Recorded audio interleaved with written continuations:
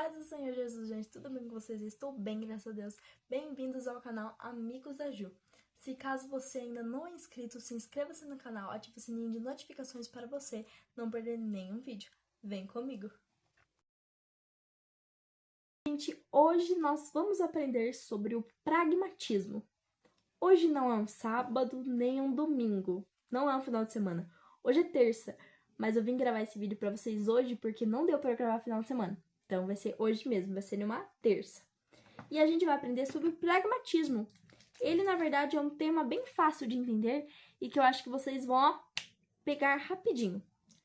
E o tema está escrito a falácia do pragmatismo. Já sabemos que falácia significa raciocínio enganoso. Então, que eles estão enganados ao acreditar e ao seguir o quê? O pragmatismo, certo? Então, a gente vai aprender sobre isso. Ó, vou mostrar aqui a imagem para vocês. Essa é a imagem e essa aqui é a lição, certo? O texto principal diz assim: antes rejeitamos as coisas que, por vergonha, se ocultam, não andando com astúcia, nem falsificando a palavra de Deus, que está em 2 Coríntios 4, 2. Resumo da lição está escrito: a verdade não deve ser medida pela utilidade imediata ou pelos resultados visíveis, mas pela fidelidade à palavra de Deus e ao evangelho de Cristo. Fidelidade à palavra de Deus significa o quê? Ser fiel, você realmente pregar, você realmente viver a palavra de Deus, você pregar, você falar para as pessoas a palavra de Deus da maneira que está escrito na palavra de Deus. Você não vai nem diminuir e nem aumentar ela. Conseguiram entender? E a gente vai aprender que o pragmatismo é justamente isso que ele faz. Ele muitas das vezes ele vai o quê? Diminuir, porque você viu, né? Vocês viram, né? Que fala que a verdade não deve ser medida. Por quê? Porque no pragmatismo é justamente isso que eles fazem. Ele mede a palavra de Deus, entendeu? Colocando o quê? Se você, tipo assim, vamos supor... eu não vou conseguir dar um exemplo agora, mas vocês vão conseguir entender. Eu vou ler a introdução, uma parte da introdução, né? O pragmatismo originalmente foi formulado por Charles Sanders Peirce no final do século XIX. É uma filosofia que avalia o significado e o valor das ideias com base em suas consequências. Por exemplo, isso aqui, qual que vai ser a minha consequência depois? Conseguiram entender? Consequências o quê? Práticas e utilidade. Ou seja, se produz resultados satisfatórios. Entendeu? Mas aqui a gente não tá falando sobre ciência, a gente não tá falando sobre nada disso. Aqui a gente tá falando sobre o quê? A nossa guerra entre carne e espírito. Na Bíblia, vai mostrar que Deus é amor, mas vai mostrar também que Ele é a justiça. Que Ele veio para a terra não para agradar as pessoas que estavam te ouvindo, para falar que estava tudo bem permanecer no pecado que eles estavam. Não. Jesus ele veio para a terra para o quê? Para pregar o arrependimento, para eles voltarem a Deus e deixarem os seus pecados para trás, não permanecerem no pecado. E o pragmatismo ele vai o quê? Ele vai meio que diminuir a sua situação. Ele vai falar que você permanecer no pecado tá tudo bem, entendeu? Então ele vai distorcer um pouco da palavra de Deus. Ele vai diminuir aquilo que está escrito na palavra de Deus. Aqui, ó. O pragmatismo pode distorcer doutrinas bíblicas, substituindo a fidelidade na palavra de Deus, que no caso, ser fiel àquilo que está escrito, por aquilo que é mais atrativo ou eficaz. Tipo, aquilo que é mais belo, aquilo que vai dar mais status, aquilo que vai ficar tudo bem, aquilo que vai deixar você na sua zona de conforto, que você não vai precisar sair do lugar que você está. E eles vão buscar o quê? Eles vão buscar argumentos para falar que tá tudo bem você permanecer no pecado, que Deus ele sempre te perdoa, que Deus ele tem misericórdia, que Deus ele tem graça. Eles vão usar esses argumentos. E sim, Deus tem tudo isso, mas eles esquecem, eles apagam assim da Bíblia que Deus é a justiça. E o quê? E que vai ter consequências se você permanecer no pecado. Se nós permanecemos no pecado, nós vamos ter uma consequência, mas eles simplesmente tiram as consequências e deixam como se fosse algo o quê? Fofinho, legal, ó, Deus é amor e tá tudo bem você permanecer no pecado. É justamente isso. É uma palavra meio difícil de falar, tipo assim, porque é a verdade. a verdade muitas das vezes não vai ser fácil. Ela vai vir o quê? Ela vai vir para confrontar a nossa carne. Ela vai vir para o quê? Esmagaçar o nosso eu. Então, para quê? Para que Cristo cresça e a nossa carne, o nosso eu, o humano, falho, diminua. E o pragmatismo vai falar que os dois aqui balanceados tá tudo bem. Que ficar no meio, no muro, vamos dizer assim, tá tudo bem, entendeu? Então é justamente por isso que é uma falácia, que é um raciocínio enganoso, entendeu? Agora a gente vai aprender aqui rapidinho algumas partes, né, dos subtópicos. Não vou ler tanta coisa, prometo. Fundamentos do pragmatismo, tipo, por que ele existe, tudo mais, tudo mais. ênfase na eficiência. O pragmatismo valoriza aquilo que produz resultados visíveis, rápidos e mensuráveis. E isso a gente já falou. Tudo aquilo que, nossa, você viu assim e tal, tá, aquilo lá. Resultados rápidos. Rápidos por quê? Porque o ser humano, nós somos pessoas o quê? Que a gente tá destinado a falhar todos os dias. A gente tá o quê? Exposto ao pecado. E muitas das vezes a gente vai errar até, tipo assim, vamos dizer assim, sem querer, entendeu? Quando a gente vê, a gente já errou. Às vezes no nosso pensamento, algum sentimento, tudo mais, entendeu? Aí, o que acontece? Acontece que quando a gente pede algo para Deus, a gente quer aquilo que de forma rápida para nós. A gente quer o resultado, a resposta rápida para nós, achando que o tempo é nosso, esquecendo que em Eclesiastes 3 diz: há tudo um tempo determinado por Deus. E a nossa missão é esperar, confiar, mas não. O pragmatismo, ele vai falar assim: ah, não, se eu não tiver a resposta amanhã, eu paro de seguir a Deus. Quer dizer que Deus não está ouvindo as minhas orações. Não. Não. Quando Deus está em silêncio, é porque Ele está trabalhando. Até porque o que é seu já está te esperando lá na frente. Ele vai preparar o quê? Você para conquistar o que está lá na frente para você. Então, às vezes o resultado não vai vir agora. E não é por isso que Deus não está ouvindo a sua oração. E o pragmatismo o quê? Ele vai criar uma dúvida na cabeça de todo mundo. Será que Deus está ouvindo mesmo a minha oração? Porque eu queria um resultado rápido, sabe? E ele alimenta o quê? Ele valoriza aquilo que produz resultado rápido, entendeu? Então, se não produzir resultado rápido, eles, tipo assim, tchau, despreza. Conseguiram entender? Agora o quê? Outro motivo, relativização do conteúdo. É quando eles o quê? Ajustam para ficar agradável para as pessoas ouvirem. Para ficar o quê? Para amassagear o nosso ego em vez de destruí-lo. Entendeu? É como se fosse falar, como eu amo falar. Amo falar, ai meu Deus do céu, nossa, agora eu falei feio. É como eu gosto de dizer, assim, ai, tá tudo bem você permanecer no pecado, Deus ele te ama da mesma maneira. Não, aí você tá o quê? Você tá tornando essa mensagem agradável pra outra pessoa, entendeu?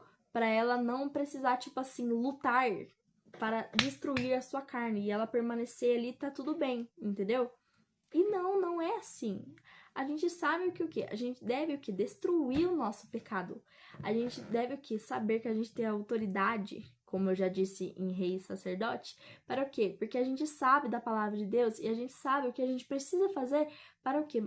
Diminuir, matar o nosso pecado, literalmente. Então, não, isso vai contra o evangelho. Na Bíblia fala para a gente o quê? Para a gente não dar ouvidos às nossas carnes, né? Não se assentar à roda dos escarnecedores. Fala também sobre... nas cartas de Paulo, a gente vê tantos e tantos exemplos sobre isso, sabe? Que são tantos que eu até esqueço, vamos dizer assim. Então, eles buscam o quê? Fazer aquilo que é agradável, que a pessoa ela vai se sentir o quê? Confortável ao ouvir aquilo, sabe? Mas esquecem que a palavra de Deus é justamente para confrontar o nosso pecado e não para deixar que permanecemos nele, porque Cristo veio para a terra para restaurar aquilo que foi perdido. Porque Adão e Eva foram o quê? Expulsos do jardim. E eles não tinham mais acesso ao que? A Deus. Somente os sacerdotes, os escolhidos tinham. E Deus ele veio para quê? Para transformar aquilo em nova oportunidade para a salvação. Nova oportunidade para que ter o quê? O acesso com Deus. E depois do terceiro dia ele ressuscitou. E depois o quê? O véu se rasgou. E hoje nós temos o quê? Livre acesso para falar com Deus. Tudo isso por quê? Por causa que ele sofreu. Ele sofreu. Depois de 3 dias veio o triunfo da sua redenção. Que vai falar aqui, né? O triunfo da sua redenção. Então, imagina aqueles outros dias, todo mundo achou que Jesus tinha o quê? Fracassado. Nossa, Jesus, que dizia ser o Filho de Deus, morreu ali na cruz. Ele não mostrou que ele era o Filho do Deus vivo ali na cruz. Mas, de repente, ao terceiro dia, ele ressuscita. E foi no tempo que as pessoas queriam que ele ressuscitasse? Você acha mesmo que os seus discípulos, por exemplo, não, mas eu queria que Jesus ressuscitasse hoje. Se eu tivesse lá, gente, meu Deus do céu, eu ia falar, não, Jesus ressuscita hoje, pelo amor de Deus. Mas não, foi depois de 3 dias, entendeu? Houve um tempo, entendeu? Então, nada vai ser da maneira que a gente quer. Não vai ser. Vai ser da maneira que Deus quer. Então, o pragmatismo, ele diminui totalmente isso, ele esquece isso. E o terceiro é a adaptabilidade excessiva. Adaptar tudo, sabe? Adaptar. Quando o culto é programado com base em pesquisas de satisfação, perde-se o senso da referência, adoração e centralidade das escrituras. Imagine você ir numa igreja que só agrada ao homem e não adora a Deus. Que sentido faz? Imagine um culto que só agrada o homem, que só fala que Deus te ama, que só fala isso e não fala da justiça, não fala da outra parte. Imagine, tipo assim, prega a Bíblia pela metade, que igreja é essa que tira o evangelho verdadeiro do centro, entendeu? Então eles estão adaptando e querendo deixar assim, sendo que não é assim, entendeu? Eles estão querendo adaptar uma coisa que não é para se adaptar de jeito nenhum, entendeu? E é isso. E qual que é a perspectiva bíblica diante disso? O poder do evangelho. Porque na Bíblia fala que a cruz seria o quê? Loucura para os que perecem, mas para os salvos é o poder de Deus. Então, muitas das vezes a gente vai falar para as pessoas que Deus ele morreu na cruz por nós e a pessoa vai o quê? Tipo, vai achar que... Como é que eu posso dizer assim? É loucura, entendeu? É impossível Deus ter feito isso porque por amor a nós, entendeu? Mas nós, salvos, sabemos que esse é o poder de Deus. Jesus Cristo foi a prova viva de que Deus existia, entendeu? Mesmo a criação já falando quem é Deus, mesmo através de nós a gente podemos ver Deus, Cristo foi a prova viva que Deus existe. Aí aqui fala, o cristianismo começa com a morte de Cristo, algo que todo mundo via como um fracasso, como eu já disse. Todo mundo viu e falou, nossa, fracasso, entendeu? Mas que na verdade é o triunfo da redenção. Foi através daquele dia que a gente passou a ter livre acesso e que hoje nós podemos ser salvos, a gente tem a escolha de ser salvo. A gente só precisa o quê? Obedecer, ser fiel, ter fidelidade na palavra de Deus, fazer o que está escrito na Bíblia, o que está escrito na palavra, agradar verdadeiramente a Deus, seguir os teus passos e o quê? Destruir a nossa carne. Aqui, deixar de lado o mundo e viver somente para Cristo, manter o foco nele, entendeu? Então, exemplos bíblicos, Jesus Cristo não buscava agradar as multidões, mas a fazer a vontade do Pai. A sua mensagem era um chamado ao arrependimento e ao discipulado sacrificial. Discipulado sacrificial, sabe o que significa? Sacrificar, matar as nossas vontades e fazer que a vontade de Cristo reine sobre a nossa vida. É literalmente isso. E Jesus ele não buscava agradar todas as pessoas que estavam ouvindo ele buscava agradar a Deus lá em cima e cumprir a tua missão aqui na terra. Era isso, entendeu? Então o maior exemplo bíblico para nós é Jesus Cristo, entendeu? E também porque a palavra de Deus ela é a única que transforma. Então, se a palavra de Deus não for 100% do que as pessoas estão falando, por exemplo, assim, diminuir a palavra de Deus, ela já não vai transformar. Porque não vai estar sendo pregada a palavra de Deus, vai estar sendo pregada a palavra do homem, o que o homem quer ouvir, e não o que ele precisa ouvir. Conseguiu entender? Muitas das vezes as pessoas buscam o quê? Nossa, é hoje que Deus vai dar a minha bênção. Hoje eu vim aqui só para receber a minha bênção e tudo mais. É o que você quer, mas é o que você precisa? Você precisa mesmo disso que você tanto pede? É uma reflexão que fica para nós. Eu sempre reflito sobre isso. Quando a gente vai pedir tanto alguma coisa para Deus, sendo que existe lá os Salmos: o Senhor é meu pastor e nada me faltará.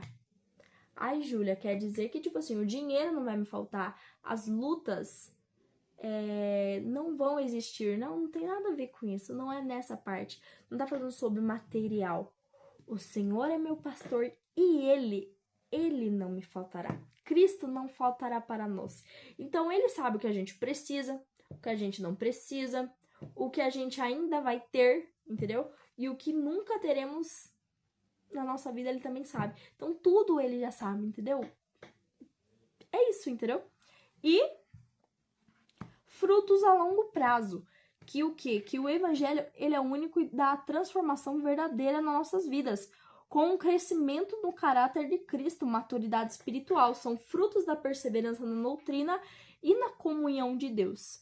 Então, quando você ouve a palavra de Deus, pratica a palavra de Deus e vive na palavra de Deus, isso o quê? Isso vai te trazendo crescimento espiritual. Vai te trazendo o quê? É perseverança na doutrina. Tudo isso são o quê? Resultados, os frutos que vêm da verdadeira mensagem, entendeu? E a gente sabe que a palavra de Deus ela é viva, mais eficaz do que... É isso aí, eu esqueci o que tá escrito no versículo agora, gente. É porque eu tô com um pouquinho de sono. Acho que dá pra perceber, entendeu? E é isso. Aí agora, o último é implicações para a igreja. Soluções superficiais, sabe? Muitas das vezes, sabe aquilo lá? Ai, vem aqui, entendeu? Se você está sem dinheiro, se você está passando por isso, entendeu? Que hoje Deus ele vai te abençoar, hoje você vai ter prosperidade, hoje você vai ter isso, mas sem o quê? Sem o verdadeiro arrependimento, nada disso vai acontecer, sabe? Aqui tá escrito assim, as igrejas, elas podem promover campanhas de sucesso de prosperidade, mas sem levar o crente ao arrependimento e à santificação, ao compromisso com Deus. O que significa não cumpre o verdadeiro evangelho. Porque o verdadeiro evangelho, a primeira coisa é se arrepender. E como assim você quer ter um milagre, essa prosperidade, sendo que você não tem um compromisso com Deus, você não se arrependeu? Como assim? Então não, entendeu? E outra, a missão da igreja é formar discípulos por meio do ensino sólido. O que significa? Um ensino que não se desfaz. Um ensino resistente. E que ensino é isso? É a palavra de Deus. A palavra de Deus podem passar céus e terra, mas as minhas palavras não hão de passar. Nada que está escrito aqui, ó, vai passar. Entendeu? Essas coisas aqui, o que não aconteceu, vai acontecer. E o que já aconteceu, a gente vê que já aconteceu. Foi falado e aconteceu. Conseguiu entender? O que tá aqui nunca passa. O que tá aqui, pronto, acabou. Ponto final, não tem o que mudar. Entendeu? É a palavra de Deus. Estratégias mundanas. Outra coisa, né? Que muitas das vezes as pessoas querem fazer as coisas de acordo com a sabedoria do homem. Mas Paulo escreveu que a fé não repousa sobre a sabedoria do homem, mas sobre o poder de Deus. Então, sabe quando você vê que parece que tudo é o homem que está governando? Isso não é certo, sabe? O poder, ele vem de Deus. E a sabedoria que a gente tem que buscar é a do alto, a sabedoria lá dos céus para a gente viver. Não viver de acordo com o que nós achamos que é certo, entendeu? O achismo é uma coisa que Deus ele não aprova, o achismo. Ah, eu acho que eu vou fazer isso porque eu acho isso, porque eu acho isso. Você tá falando um monte de acho e você não tem certeza de absolutamente nada. É isso que acontece. E outra coisa é, o último subtópico, chamados a perseverar, ser fiel até a morte e dar-te-ei a coroa da vida. Olha a recompensa que iremos ter em seguir verdadeiramente a palavra de Deus. Então, vamos escolher sempre viver a palavra de Deus, sem diminuir a palavra de Deus, porque o pragmatismo, ele diminui a palavra de Deus e ele só quer o quê? Agradar e massagear o ego, a carne das pessoas. Mas não, que nós venhamos entender que o evangelho, ele está aqui em nossas mãos, o quê? Para ele esmagaçar a nossa carne, para ele destruir a nossa carne, para que o Espírito Santo possa reinar, para que Deus reine em nossa vida, para que Ele cresça e a gente venha diminuir, e que através do nosso rosto não venha mais ser nós, mas Cristo viver em nós, Cristo refletir em nós. Amém? Eu espero que vocês tenham entendido. Eu tô com um pouco de sono, a minha dicção tá um pouquinho ruim, mas eu espero que todos vocês tenham entendido e já curtam aqui, comentam outro assunto que vocês querem, porque eu trago pra vocês, tá bom? Um beijo, Deus abençoe.